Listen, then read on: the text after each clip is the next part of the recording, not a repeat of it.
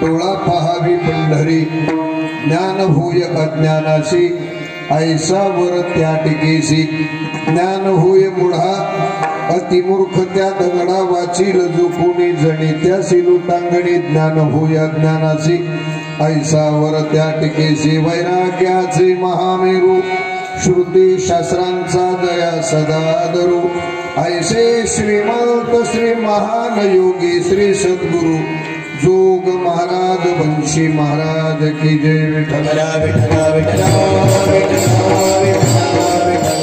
वाचावी ज्ञानेश्वरी डोळा पहावी पंढरी ज्ञान होय अज्ञानाची आईचा वर त्या टिकेसी भगवान मंगळेश्वर परमात्मा हनुमंतराय यांच्या कृपाशीर्वादाने महत्कृपेने समस्त ग्रामस्थ मंडळ मंगळापूर यांच्या मार्गदर्शनाने अधिपत्याखाली गोरक्षनाथ महाराज सन्ने यांच्या मार्गदर्शनाने गुरुनाम गुरु वैकुंठवासी ब्रह्मीभूत गुरुवरे बाबा बंशी महाराज तांबे यांच्या कृपाशीर्वादाने श्री समर्थ सद्गुरु किसनगिरी बाबा यांच्या कृपाशीर्वादाने हा साजरा होणारा नामयज्ञ वाघयज्ञ नामयज्ञ अखंड हरिनाम सप्ताह ग्रंथराज ज्ञानेश्वरी पारायण सोहळा आपल्या शिवभाऊच्या गावामध्ये हा चालू आहे। इथे आपल्या परिसरातली ही गुणवान मंडळी आहे।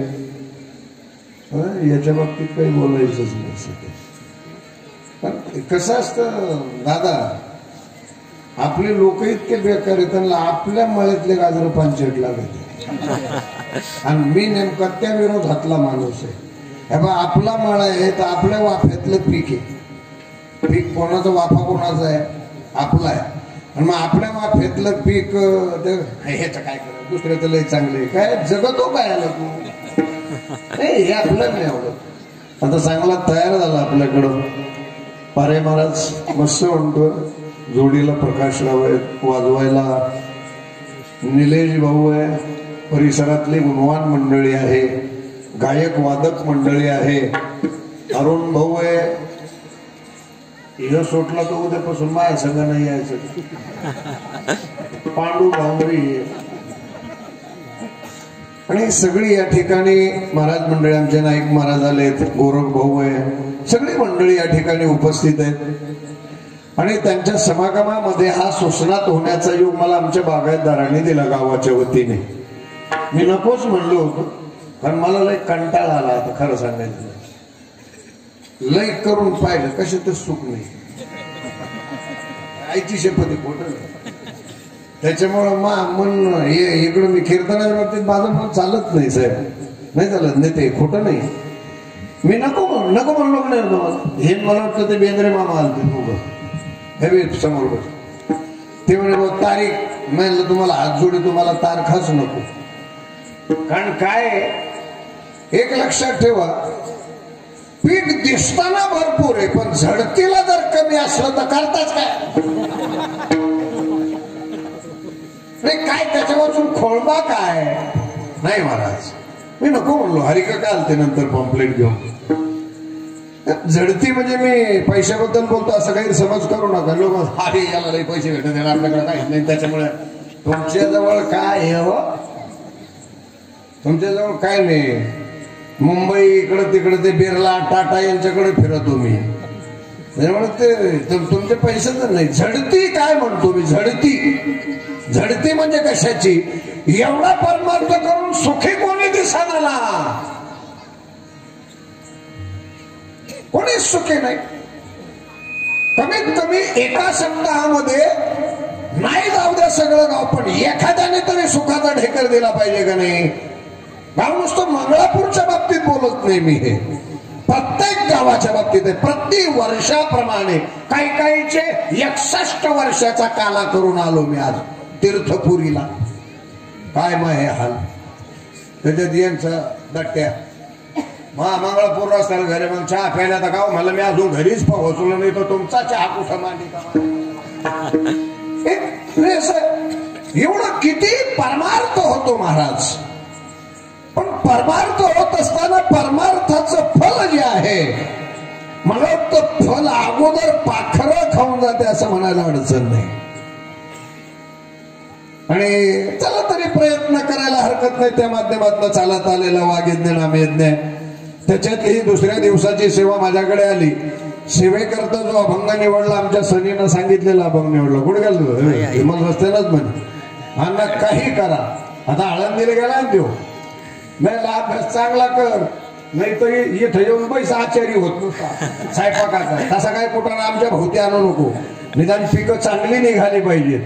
त्याला जोपासायचं काम मी जिवंत आहे तोपर्यंत जोपासेल एवढं ध्यानात ठेवा. ते पीक कोणतंही असो, परिसरातला असो, माझ्या गावातला असो की शेजारच्या गावातला असो, पीक जोपासण्याचं काम फक्त हाच वारकरी करू शकतो. विठ्ठला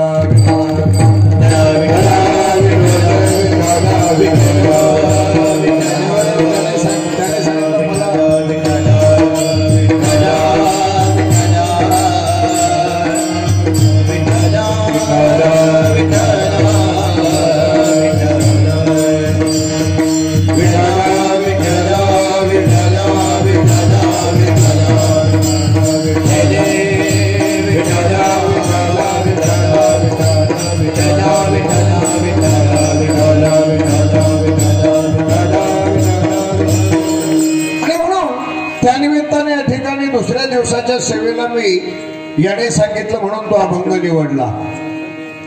हा अभंग जणाबाईंचा आहे. जणाबाईंचा चारचरणाचा अभंग आहे. आणि जणाबाई या अभंगामध्ये ग्रंथाचं, पंथाचं, तीर्थाचं आणि अधिष्ठानाचं महत्व प्रतिपादन करून ज्याला हे दर्शनी अवस्था स्वस्वरूप प्राप्त झालं त्याची लायकी शेवटच्या चरणात सांगतात.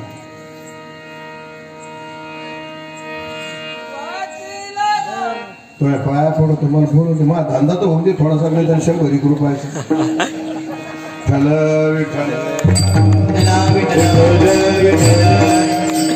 नाही मध्ये गोळ्या नाही आलायच्या कारण महा अंदाज अजून महाराष्ट्रभर कोणाला नाही आला. आज एवढे आमच्या आळंदीत पोर होते. मी काल्याच्या कीर्तनाला सोपी गवळण हरीने माझे हरिले चित्त जवळ आलो पण त्यांना कळलं नाही हे पहिल्याप्रमाणे. आणि ते पहिल्याचं दिलं सोडून तर शेवटचा तुकडा काय नाही तसं. हा सरळ भावार्थ आहे. याचा अन्वय अर्थ सांगतो. शेवटच्या चरणापासून अन्वय लावायचा. जणी त्याशी लोटांगणी जो ज्ञानेश्वरी कोणी वाचील. जणी त्याशी लोटांगणी की पंढरी डोळा पहावी, ज्ञानेश्वरी डोळा वाचावी असा जो वाचील जणी त्याशी लोटांगणी. कारण का लोटांगणी तर या ग्रंथामध्ये दिलेलं ज्याने वाचली, ज्याला दर्शन झालं, मुढाला, दगडाला, अतिमूर्खाला हे ज्ञान प्राप्त झालं तर त्याला जे प्राप्त झालं जणी त्याशी लोटांगणी. एक बारकाईनं असं जर चिंतन केलं तर तुमच्या लक्षात येईल. माणसाजवळ कळण्याकरता काय असावं लागतं प्रकाश महाराज? माणसाजवळ हे असं केल्यानं असं होईल असं करण्याकरता जे लागतं त्याला काय म्हणतात? त्याला ज्ञान असा शब्द आहे.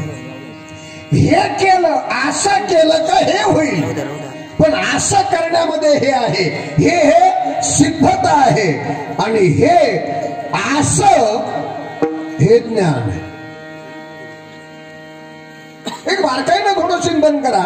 मग याच बाबतीमध्ये विश्व तत्व प्रणालीमध्ये वैदिकतेच्या परंपरेचा जर अनुवाद आपण एक आपल्याजवळ घेतला तर तुमच्या असं लक्षात येईल की प्रत्येक असणाऱ्या ग्रंथाचा, वेदाचा, उपनिषदाचा, अद्वैत धर्मसिंधू साधनेचा, वृत्ती प्रभाकराचा, पंचदशीचा यांचा एक अद्वितीय सिद्धांत समोर येतो. याच्या करता जी गोष्ट लागते त्या गोष्टीला ज्ञान असं म्हणतात. त्याला ज्ञान असा शब्द आहे. आता एक लक्षात ठेवा, घर फाकून देणं हे सुद्धा काय ज्ञानच. दोघं भाऊ एकत्रित राहते, महात्मा भेटला दुपारी आणि संध्याकाळी दोन चुली झाल्या. हे सांगत असतो आपली डोकेलिटी ती एक ठेवायचे नव्हते पण गोडीत गोडीत काढून दिली नाही. याला ज्ञान नाही म्हणत, याला ज्ञान नाही म्हणत. शास्त्र ज्ञान शब्दाची व्याख्या वेगळी आहे. ज्ञान शब्दाची व्याख्या काय? हितायाम परहितायाम स्वहितायाम तस्याम जागरते सद विचारन्ते विचारयन्ते न शृण्वन्ति भृण्वन्ति तपो न व्रजन्ति न भृण्वन्ति शृण्वति इति यस्य सः तत्वज्ञानास परिभाषा. ज्ञानाची भाषा ही आहे की सांगताना आपलंही अहित नाही आणि दुसऱ्याचंही त्याच्यामध्ये गच्छंती नाही. मग सांगण्यामध्ये दोघाची उन्नती ज्या विचारात होते असं एक सार्थ यथार्थ तो विचाराची परिभाषा एकत्रित येऊन सगळ्याला आनंद मिळण्याच्या विचाराच्या धारेला वेदांत शास्त्रामध्ये जो शब्द येतो त्या शब्दाचं नाव भाषेवर ज्ञान. कारण ज्ञानाची परिपक्वता वेगळी आहे. हा ठीक आहे, आजच लगे काय काय तर नुसती आता माळ घातली का हे बा कशातच चव नाही. आपण जरा माळ घालून किती दिवस झाले? काल तर घातली, झाला आज लगे ब्रह्मस्वरूप झाला. काय त्याला डोक्याला ताप नाही, कशातच चव नाही. जर आपण पेत हिंडत होतो साऱ्या दुनियात माणसे मला कळत नाही. एक ज्ञान शब्द लक्षात ठेवा. मग हा जो ज्ञान शब्द आहे ना, या ज्ञान शब्दा करता ज्ञान कोणतं? तर ज्ञानामध्ये परिच्छिन्नता हा बाजू नाही, पण त्याच्यामध्ये द्वैताद्वैत विकृतीचा एक परिभाषा वापरत असताना शास्त्रकर्त्यांनी ज्ञानाला सुद्धा अहंकाराची जोड लावली. ज्ञानाला सुद्धा काय केली? अहंकाराची जोड लावली. कारण नुसतं ज्ञान जर असलं, हे बघा तुम्हाला सांगतो एक साधा विचार हरिकाका, पैसा भरपूर असावा का प्रेमळ पैसा असावा? बोला नाही, आपल्याजवळ पैसा भरपूर असावा का प्रेमळ पैसा असावा? बरोबर. आपल्याला मस्त वाटत प्रेमळ, पण तू मी सारखाच ढबू नाही. तुला काकडा केल्याशिवाय नाही, मला कीर्तन केल्याशिवाय नाही. भानगड अशी आहे, पैसा असून उपयोग नाही. त्या पैशामध्ये ममत्व असावं, त्या पैशामध्ये दुसऱ्याच्या दुःखाची दारिद्रता घालवण्याची ताकद दानत असावी. त्या पैशामध्ये आपल्या पैशात शेजारच्याला सुखमय वातावरण त्याच्या अंतःकरणाला भिडावं. असा जर एखाद्या जवळ पैसा असेल तर शास्त्रकर्ते त्याला पैसा म्हणत नाही, त्याला संपत्ती नाव आहे. त्याला काय म्हणतात? संपत्ती. संपत्ती वेगळी आणि धन वेगळं. धन वेगळं. धन आता आपले तर कशाला धन म्हणते? ते दसऱ्याच टायमाला ते गवत उगत ते घाटाभोवती आणि ते धन डोक्यावर नाही. कोणाच्या पायाला तोरा कस काय झाला आपला, काय म्हणजे काय अवघड आहे. आणि त्याला धन म्हणते. मी एक दिवस ते धन दिवाळी येते पुढं नाही ते धन घेतलं आणि दुकानात गेलो. म्हणलं 10 किलो डाळ द्या, म्हणलं 7 किलो साखर द्या, मैदा द्या, सगळं घेतलं. गुळ द्या आणि केच झाले. ते म्हणे 3,500 रुपये झाले सगळे, बरंच सामान. मी 3.5 काड्या काढल्या त्या धनाचे. ते आपलं धन दसऱ्याचं, ते धनाच्या काड्या काढल्या. म्हणलं 3.5 झाले ना, हे 4 काड्या घेऊन टाक. ते म्हणजे काय? म्हणलं धन आहे दसऱ्याचं. ते म्हणजे तुम्हाला शेवटच्या टायमाला काम आपलं तर डोकं बंद. मला शेवटच्या टायमाला कसं वरलं सरपण असलं म्हणजे टपकन पेट. धन शब्द वेगळा. याला थोडस मोकळं करा, याला थोडं मोकळं करा म्हणजे माझ्या आवाजाला त्रास होणार नाही. हॅलो हॅलो हॅलो हॅलो विठ्ठला.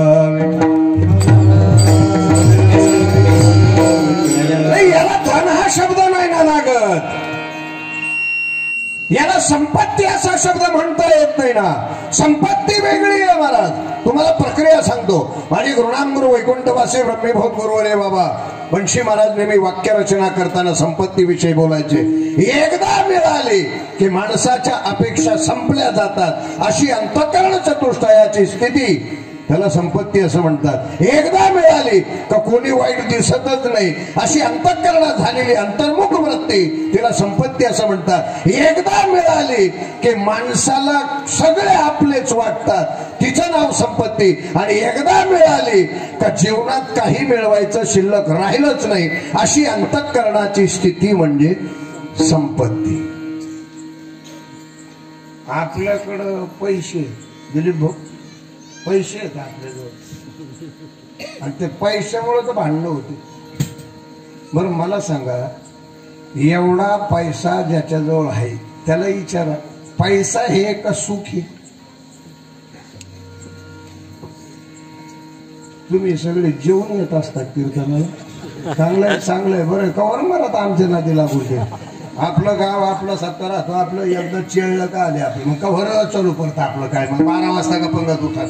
तो निर्णय चांगला आहे तुमचा, तुम्हाला इथूनच दर्शन मला आवडलं. असं जेवण आलं डोक्याला टेन्शन, जेवण आलं शंभरगळ पडत नाही चेहऱ्यावर, कारण कीर्तन हे ऐकायचं नसतं ना, काहीच करमत नाही म्हणून कीर्तन. आणि सगळं समजत त्या मालिक्या आई कुठे काय करते, नाही तर मग रंग माझा वेगळा. अवघड आहे. विठ्ठला विठ्ठला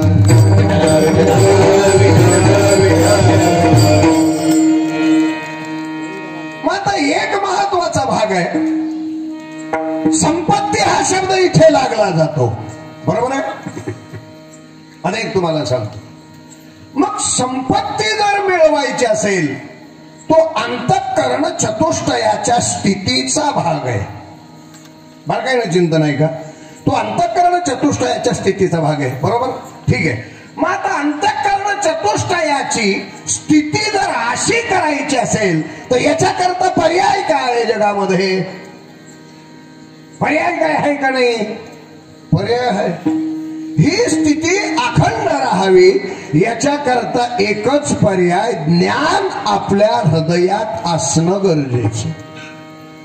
ज्ञान प्राप्तीशिवाय हे घडत नाही, हा त्रिकाला अबाधित सत्य सिद्धांत आहे. मग ज्ञान हा शब्द जर बारकाईने पाहिला तर ज्ञान कुठे आहे? हा एक फरक आहे. ज्ञान कुठे आहे?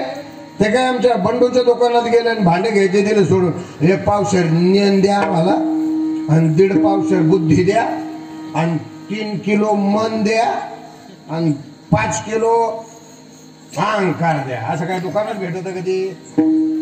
त्याच्याकडे गेलो जर आपण असं म्हणलं तर ते म्हणून हे सगळं देतो, पहिला तुमचा मेंदूच्या डॉक्टरकडून चेक करून या.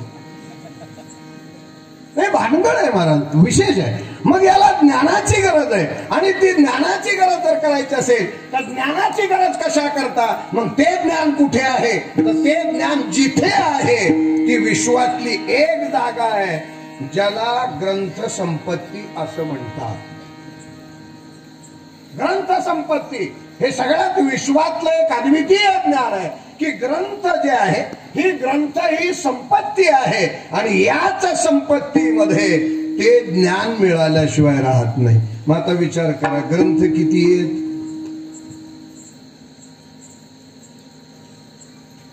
तुम्ही जेवून घ्या, म्हणजे उघड डोक्याला ताप नको, जेवून घ्या तुम्ही. ग्रंथ किती आहे? ग्रंथ 4 आहेत. मग 4 ग्रंथ कोणते? पहिला आहे वेद सोडा, वेदाच्या नंतरचा भाग कोणता आहे? तर पहिली आहे भागवताची स्थिती, दुसरी आहे गीतेची स्थिती, तिसरी आहे गाथाची स्थिती. हे 5 जे आहेत ना, या 4 याच्यामध्ये वेदाची परिभाषा वेगवेगळ्या प्रकरणामध्ये येऊन या 4 तत्वामध्ये विलीन झाली, आणि या 4 तत्वात विलीनीकरण केल्याच्या नंतर याचा जो सेपरेट भाग झाला त्या सेपरेट भागाचं नाव ग्रंथ आहे, आणि त्या ग्रंथाला संपत्ती असं म्हणतात. ज्ञानोबारांची भाषा मी बोलत नाही, माझ्या मतानं सांगत नाही. ज्ञानोबारा पुढती पुढती पुढती या ग्रंथ पुण्य संपत्ती सर्वा सुखी सर्वभूती संपूर्ण होईले. ग्रंथ ही संपत्ती आहे महाराज, आणि ग्रंथ ही जी संपत्ती आहे, या संपत्तीमध्ये जगाला जे लागतं ते या ग्रंथकर्त्याने टाकलं. त्या टाकलेल्या वास्तवाला वेदांत शास्त्रामध्ये ज्ञान म्हणतात. काय म्हणतात? ज्ञान म्हणतात. मग आता हे 4 ग्रंथ आहेत. पहिलं बा गीता, भागवत, गाथा आणि चौथी ज्ञानेश्वरी. आता या 4 ग्रंथाचा विचार जर केला तर या 4 ग्रंथामध्ये सगळ्यात महत्वाचं जगावं कसं, मरावं कसं हे जर पाहायचं असलं तर त्याला भागवत लागतं. भागवत कारणीभूत आहे. राहावं कसं, करावं काय याचं जे संशोधन ज्या ज्ञानाने मिळतं ती गीता आहे. जगण्यामध्ये दुसऱ्याला आनंद कसा द्यावा याच्याकरता ती ज्ञानेश्वरी आहे. आणि आपल्या जीवनातला सारासार विचार एकत्रित करण्याकरता जिथे तत्वमसी महावाक्याचा बोध होतो असं सुलभतेचं ज्ञान ज्या ग्रंथात आहे ती तुकोबारायाची गाथा आहे. ही तुकोबारायांची गाथा आहे. मग या 4 ग्रंथापैकी जनाबाई एकाच ग्रंथाचं वर्णन का करतात याचं कारण आहे. हे बघ, भागवत हे उद्धवाला सांगितलं, उद्धवाला भागवत सांगितलं, अर्जुनाला गीता सांगितली, सगळ्या समाजाला सच्चिदानंद बाबाचे याने ज्ञानोबारायाने जगाला नेवाशामध्ये ज्ञानेश्वरी दिली, आणि तुकोबारायाने आपल्या असणाऱ्या मधुरवाणीने जगाला जगण्याच्या तत्वज्ञानाचा सारांश फेकला. फार महत्वाची गोष्ट आहे. मग आता या सगळ्यामध्ये महाराज तिचंच वर्णन का करतात, ज्ञानेश्वरीचंच वर्णन का करतात, तर ज्ञानेश्वरीमध्ये आणि यांच्यामध्ये एक थोडा बदल आहे. पहा, ज्ञानेश्वरी हा महातत्ववेत्ता ग्रंथ आहे. भागवत ही लीला आहे. भागवत आहे ही लीला आहे. ज्ञानेश्वरी हे तत्वज्ञान आहे. आणि गाथा महाराज म्हणतात गीता हे महातत्व आहे. गीतेमधलं ट्रान्सलेशन ज्ञानेश्वरी हे महातत्वज्ञान आहे.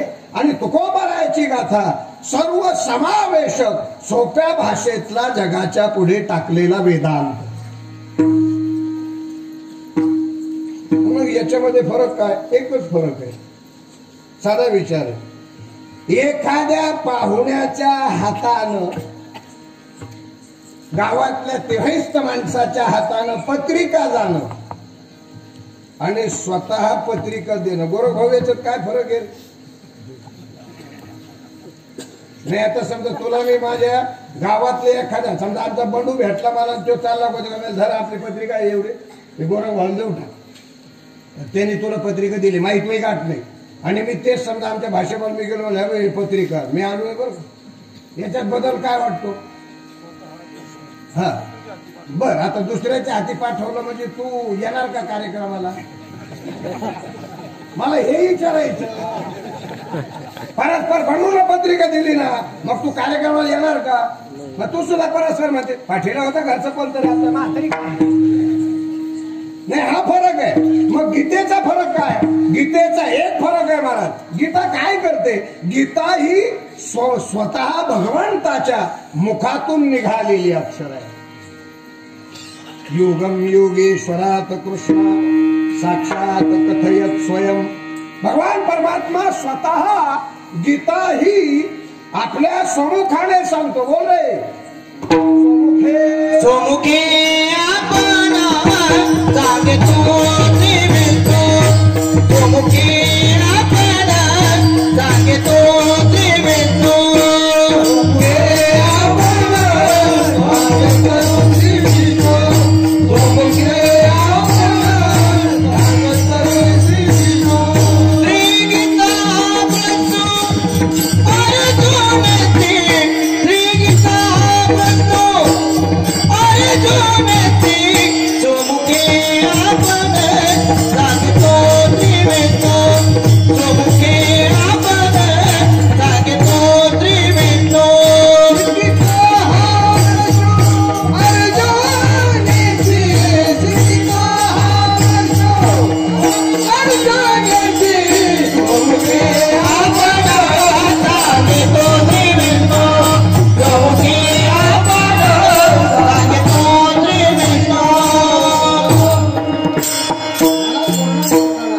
स्वमुखे आपण सांगितो श्री विष्णू श्री गीता हा प्रश्न अर्जुनाला आपल्या मुखानं सांगितलेलं तत्वज्ञान म्हणजे गीता. अर्जुनाला आपल्या मुखाने सांगितलेलं तत्वज्ञान म्हणजे गीता आहे. आणि रासलीलेमध्ये उद्धवाला घेऊन केलेलं सवंगड्याचा खेळ आहे ते भागवत आहे. भागवतामध्ये फक्त काय कृष्ण लिहिलाच आहे सगळ्या. येणी धरली पदावाळा खडा मारला आणि तिथून मग ते माठ फुटला. सगळं दूध वाहायला गेलं, दही गेलं, देव मस्ता ओरडू ओरडूच गेला. हे बाकी काय नाही मला.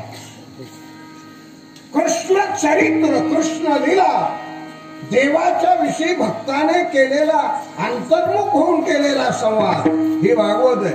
गीतेमध्ये तसं नाही. तुम्हाला एक सांगतो, वृत्ती औच्छिन्न चैतन्य परिच्छिन्नतेच्या अंतःकरणाच्या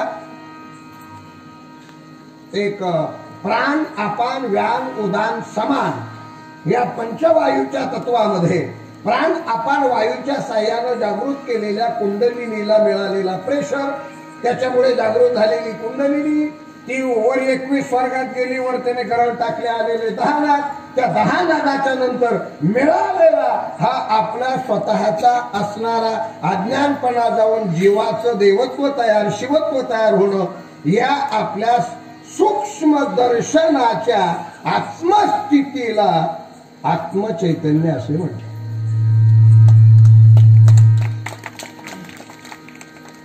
मला एक सांगा, मला आता तुम्हाला हे सोपं सांगा. भगवान परमात्मा निघाले, त्या गवळणी रडायला लागल्या, आक्रोर घेऊन चालला. याच्यात कळलं तुम्हाला? अहो हे कळलं का नाही? तू कशाला नाहीच म्हणून राहिला. काय टक्कर घेऊ कशाला? आपण म्हणा जेवला का नाही, बरं खातो का नाही, म्हणजे जेवला नाही आणि खातो का नाही, बरं मग निघतो का नाही. एक महत्वाचा भाग आहे. मग याच्यामध्ये हे लीला कळतात का नाही? तत्वज्ञान कळतं का? तत्वज्ञान कळत नाही मला.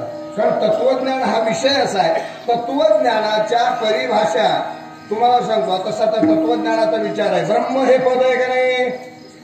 ब्रह्म हे काय? ब्रह्म हे पद आहे. मग जे ब्रह्मपद आहे, या ब्रह्मपदाची व्याख्या वेदांतकार करताना याच ब्रह्मपदाला सत हे पद लावतात. ब्रह्मपदाला काय लावतात? सत आहे. कारण सत्पदामध्ये मृत्यू या शब्दाचा ऱ्हास होतो. त्याच्याकरता लागणार जे पद असतं वेदांतामध्ये त्याला सत्पद म्हणतात. हे सत्पद आहे. मग या सत्पदामध्ये मृत्यूचा नाश कधी होतो? सत्पदाच्या चिंतनीय अवस्थेमध्ये चिंतन करत करत करत करत करत करत चित्त याची अवस्था बदलली जाते आणि चित्त हे चिद होत, अज्ञान चालल्या जातं आणि ते निरामय अशा प्रकारचं स्वच्छ होतं, शुद्ध चोखाळले स्फटिक जैसे अशी त्या चित्ताची अवस्था झाली. या चित्ताच्या अवस्थेला चिद म्हणतात. म्हणजे अज्ञानाचा नाश झाला म्हणजे कळलं, म्हणजे हे कळलं म्हणून मृत्यूचा नाश झाला. आणि मृत्यूचा नाश झाला म्हणजे मृत्यूच नाही तर दुःखाचं कारण आहे म्हणून शेवटचा टप्पा आनंदी आनंद. ही क्रिया आहे महाराज. ही काय आहे? ही क्रिया आहे.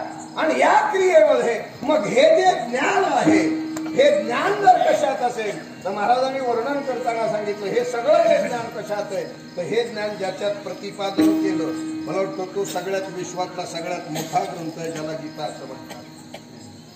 गीता ही जाणा वाङ्मयी श्री काय म्हणतात? साचाची बोलाचे नव्हे हे शास्त्र, संसारू जिनते शस्त्र आत्मा उतरते अक्षरी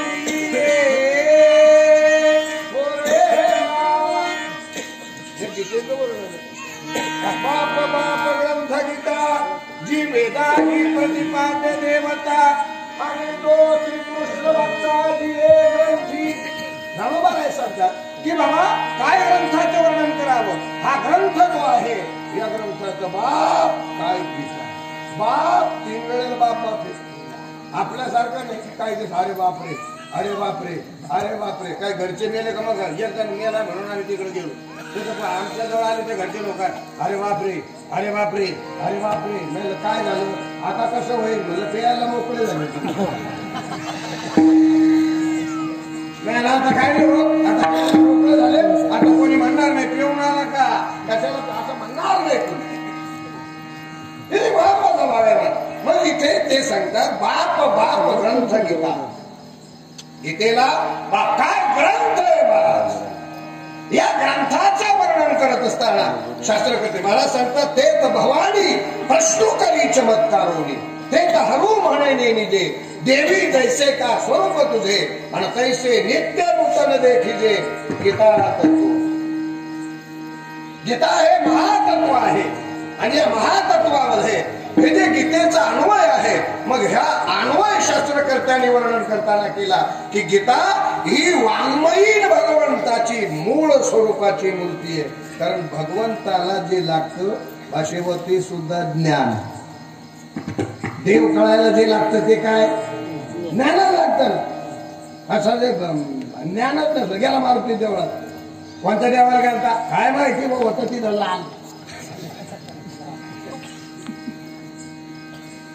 पांडुरंगाच्या देवळात गेला दर्शन कुठे गेलता तिथं देवळात गेलता का बोल काय काय माहिती होतं मग तिथं सावळं होतं काहीतरी आपल्याला काय माहिती नाही. ज्ञान गरज आहे.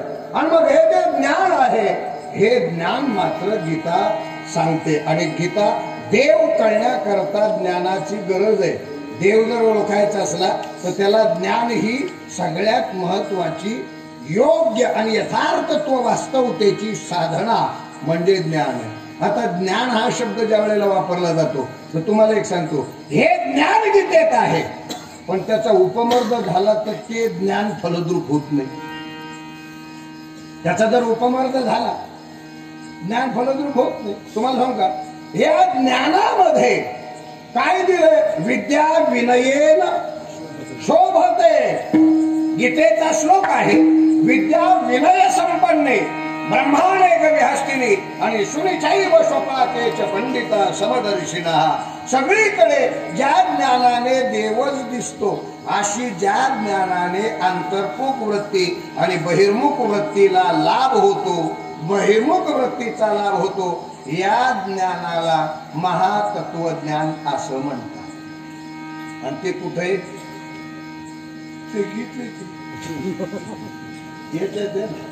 किती लोक बसले म्हणजे महाराज 60 लोक बसले. अजून बसणार आहेत लोक. कधी तुम्हाला वाटलं काल याचे ते मला म्हणले बसणारे लोक मिळाले मग ती विचारून घ्यावं आज बसणार आहे उद्या का काला झाल्यावर ते सेपरेट बसणार आहे. 50-60 लोक खूप झाले. 50-60 लोक पारायणाला म्हणजे पुष्कळ झालं. फक्त एक आहे आपण जे करतो ना ते काय करतो हे जर लक्षात असलं तर माणसाचं जीवन उद्ध्वस्त होत नाही कधी. विठ्ठला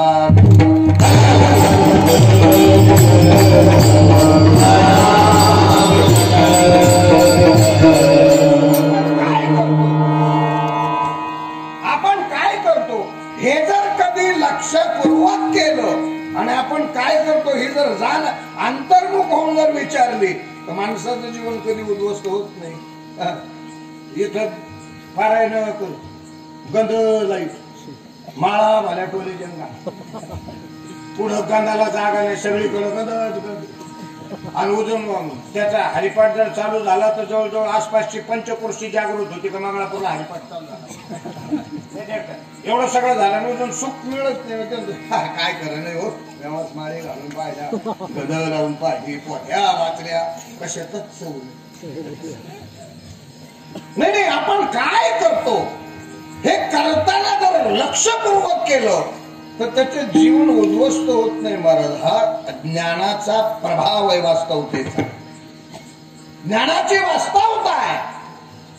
आणि या ज्ञानामध्ये जर कधी वलय टाकलं कोणतं ज्ञान कोरडं नको. काही काही बोलायला नाही बोलते. आपण विचारलं का मग कुंडलीने जागृत झाली तिचा कलर कसा आपल्याला बरं तर हे 5 तत्व 60 मिनिटात किती वेळा येऊन जाते. असं जर नुसतं बोलायला पोपटे कोरडे घाणे काय घेऊन बसले तुम्ही. आता तुम्हाला सांगितलं एक असं तत्व आहे पहा. आपलं शरीर किती तत्वाचं आहे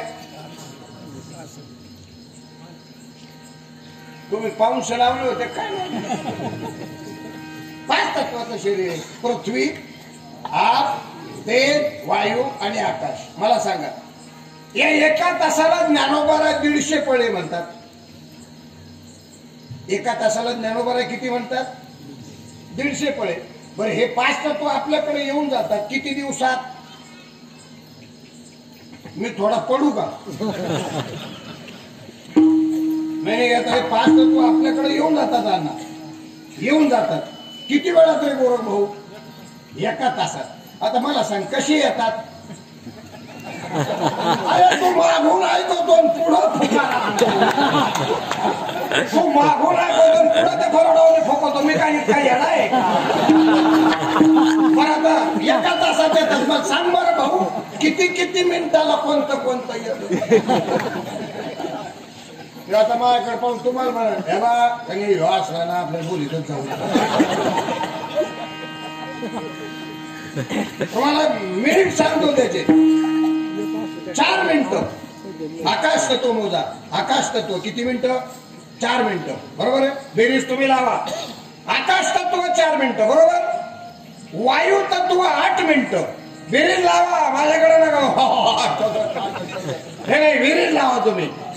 आकाश तत्व 4 मिनिटं. वायू तत्व 8 मिनिटं. किती झाले 12 मिनिटं. तेज तत्व किती झाले 24. 20 मिनिटं पृथ्वी तत्व किती झाले 44. 16 मिनिटं आप तत्व किती झाले. नास फुटवणी वाळा आणि जात असे अंगोले बा. बोलायला कोणी बोलत नाही माहित काहीच नाही. पण आता माहिती असो का नसो धंदा चलो तू बघ नाही फार अवघड लक्ष नाही महाराज. जेवढं खोल जाल तेवढं अवघड आहे. बरं आता त्याच्यातही बरं आपण काही बोलायचं लागलंय राहिलं. लोक आमच्यावरच धावून राहिले.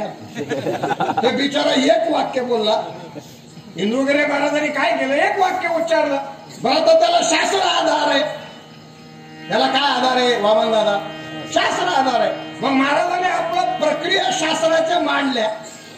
मग त्याच्यात त्याला काही कळत नाही अटक करा हलादार करा गुन्हा दाखल करा. अरे तुम्हाला काही कळत आहे का. अरे अवघड आहे महाराज. हे असं नाही चालत. उद्या तुम्ही कोणी म्हणतो धरणाचा टायमिंग ठरवून देतात पाया फाडायला बी देवाच्या साधण्याला बसायला सुद्धा मग तुमच्याच मनावर. आणि काही जण म्हणले रविवारी साधनाच नाही करायचे नुसतं बॉम्बलत फिरायचं म्हणजे असं काय असं नाही चालत. लोकशाही आहे इथपर्यंत आम्हाला मान्य आहे. पण ते एक काही झाला तर तो वारकरी संप्रदायाचा भाग आहे महाराज. तो महाराजांवर आरोप केले पण आरोप जरी केले तर महाराज हा वारकरी संप्रदायाचा एक भाग आहे. एक प्रचारक आहे. एक धर्माची दिशा दाखवणारा आहे. धर्माची साधनातीत असणाऱ्या अवस्थेकडे संतांनी दिलेला आनंद सांगणारा एक भाग आहे तो. परत कोण कोणाचं काय सगळं त्याचे मालक. त्याच्यामुळे आम्ही बोलायचं बंद केलं. नको काही दिवसांना फक्त तारखा घ्यायच्या. आम्ही नुसतं यायचं माईक पुढं नुसतं पाहायचं इकडं तिकडं मग त्या पैसे जाऊ मातीत तिकडं काय दिलं मला बोलणं ना कोण काही. आता हे एका तासामध्ये हे 4. मग आता याच्यातही एक प्रकार असा आहे. हीच 150 पळ याला म्हणतात. मग आता हे तत्वज्ञान कशात आहे. आयो हे तत्वज्ञान कशात आहे. हेच गीतेत आहे महाराज. हे सांगत आहे का तुम्ही माहिती असावी लागते. माहिती कोणालाच नाही दादा. आपण जर बोललो ना हा सगळा राहता. अरे काही बोलताना महाराज लोक सुद्धा आपमध्ये आत मिळून 5 तत्वात मिसळून जाते. बास खाली काहीच राहत नाही. हे तू कायला सांगतो मातुजी. हे सगळ्याला कळतं. पाचही तत्वात विलीन होतात म्हणजे 5 तत्व कुठं जातात. शरीर किती तत्वाचं आहे?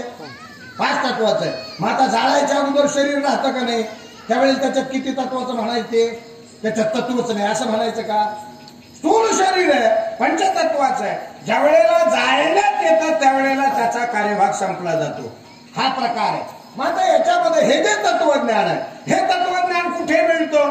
कुठे नाही. ते ज्याच्यात मिळतं तो एक अद्वितीय ग्रंथ आहे ज्याला गीता असं म्हणतात.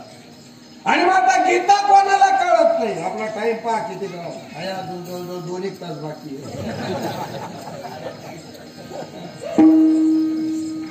आता मग हे गीता, कारण हे गीता संस्कृत मध्ये ही कुणाला कळते का? कोणालाच कळत नाही. मग भगवंताने दुसरा अवतार घेतला ज्याला ज्ञानोबरायाचा अवतार म्हणतात. अवतार पांडुरंग नाव ठेविले ज्ञान. याच्या अगोदर एक प्रमाण सांगतो. जेने गीता उपदेशिली ती ही विटेवरी माऊली आणि अवतार पांडुरंग नाव ठेविले ज्ञानी. ही अशी लिंक आहे. आणि मग त्या पांडुरंगाचा अवतार माऊली ज्ञानोबा आहे. मग त्यांनी तिरे संस्कृताची गहने तोडून मराठी हा शब्द सोपाने आणि रचिली धर्म निधाने श्री निवृत्ती देवी. मग हे सगळं संस्कृतचे भांडवल आहे हे मराठीत आणले. आणि मराठीत आणल्याच्या नंतर तिचे बरेच नावं पडले. भावार्थ दीपिका, ज्ञानेश्वरी, अजून काय काय नाव आहे?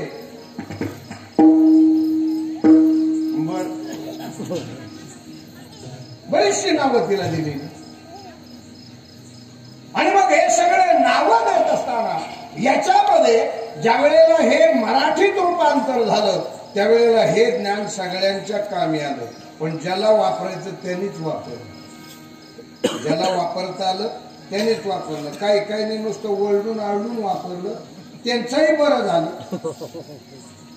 जे नुसते याचं हे ओव्या सांगतात अभंगावलीमध्ये ते तत्वज्ञान मांडतात विचाराने त्यांचंही बरं होतं. नुकसान कोणाचं होत नाही. आणि फरक एवढाच आहे का गुलाबजामुन आतमध्ये तयार होताना खाल्ला आणि याने दुकानात पाहिला फक्त खाल्ला नाही.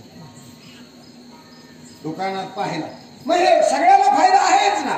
मग हा सगळा फायदा महाराज म्हणतात. मग ते तर गीता संस्कृत होती आपल्याला कळती की ते काय आपल्या घरचं संस्कृत हे काय टिंबा हल्ला का झालं संस्कृत नाही. तसं नाही महाराज. इथे काहीतरी मर्यादा आहे. कारण छंदोप अनुष्टुप छंदामध्ये गीता आहे आणि छंदोपणे अनुष्टुप छंद तिथं वापरला. गीता म्हणताना सुद्धा अशी कशी म्हणलेली चालत नाही. काही काही तर काही म्हणते धृतराष्ट्राच्या काय आपलं तर डोकंच चालत. अरे मराठी वाचना काय एवढ्या आळ्या पिळ्या देते तोंडाला. अर्जनाच्या भगनाच्या काय खेळ मांडला महाराज. काय केला? खेळ मांडला. खेळ एक जरी ह्रस्व दीर्घ जरी चुकलं तर ते पाप आहे महाराज. कारण भगवंताच्या मुखातली अक्षर आहे. हरिमुख की वाणी सकल शास्त्र की स्वामिनी आणि श्रुती ओम की राणी जय भगवत गीते.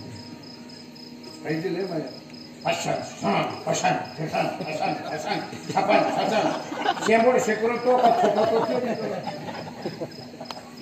लय अवघड आणि ते लय झालं अवघड झाला. कोणाकडे गीता शिकावं लागते त्या शेळीच नाही. काही काही मनानं घालते.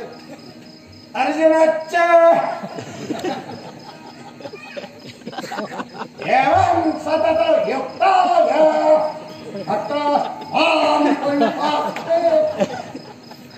ते अक्षर सुद्धा म्हणले असते कुठून दुर्गती सुटली चालत नाही. गीतेचा अनुष्टुप छंद आहे. फार वर्णन आहे. हे नैनम छिंदन्ति शस्त्राणि नैनम दहति पावकः न चैनम क्लेदयन्त्यापो न शोषयति मारुतः आक्षोद्यो मदाह्योय मक्लीद्यो शुष्य एवच नित्य सर्वगतस्थानो रचनोऽयं सनातनः न जायते म्रियते वा कदाचित् नायं भूत्वा भविता वा न भूयात् अजो नित्य शाश्वतोऽयं पुराणो न हन्यते हन्यमाने शरीरे वेदाविनाशिनं नित्यं ये नमः कम घातयति हंतकम. अनुष्टुप छंद आहे तिला. अरे नुसतं गीता हा एक आणून गीता हा शब्द नुसता उच्चार जरी केला तरी महाराज म्हणतात की गीता गीता गीता वाचे जे म्हणती नाही पुनरावृत्ती तयार.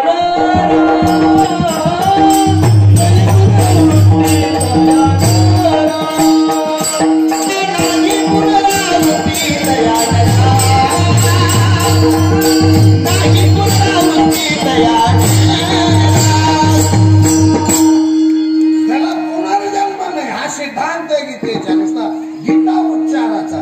आणि त्याचे श्लोक उच्चारल्यावर काय मला तुम्ही असं स्वतः डुलतं माणूस. पण तेवढं झालं पाहिजे. नाही तर मग आतून सगळे विचार चालू याचे कोण पैसे घ्यायचे बरं आणि ते ठिकाणी आला त्याचे पैसे घ्यायचेच नाही. घेऊन तर काय आणि मग नैनम छिंदन दिशत राही नैनम अन्नचैनम ते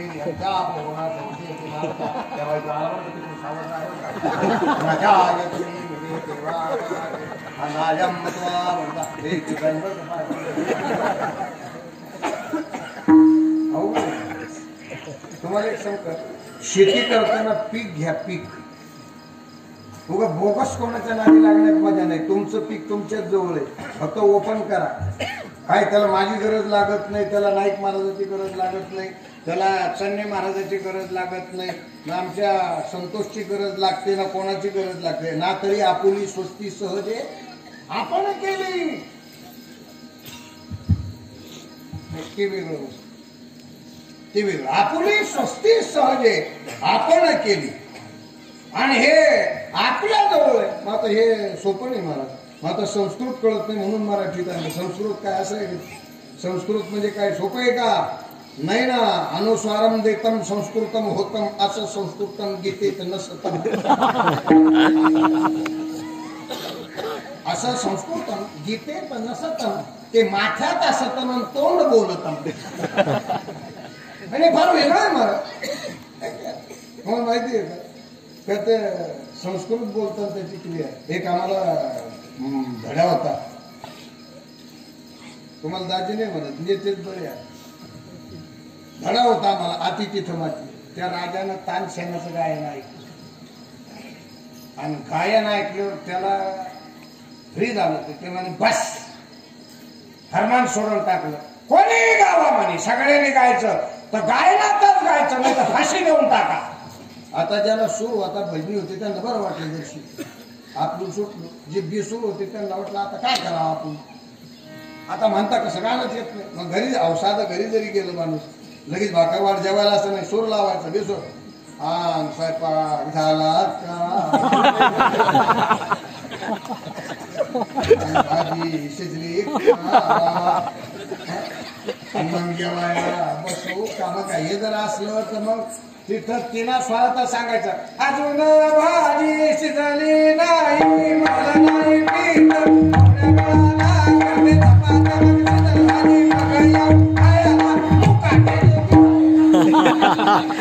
त्यावेळेस तिला गाण्यात असं. आता जे स्वरवाले होते औषध घरी गेले ना आपण नुसतं जेवायला वाला असं नाही. त्याला स्वर लावा. अहो जेवायला वाजता का. हे असं सगळं गाण्यात तयार झालं. जे बेसूर होते त्यांना पंचायत ते युवळताना रडायचे.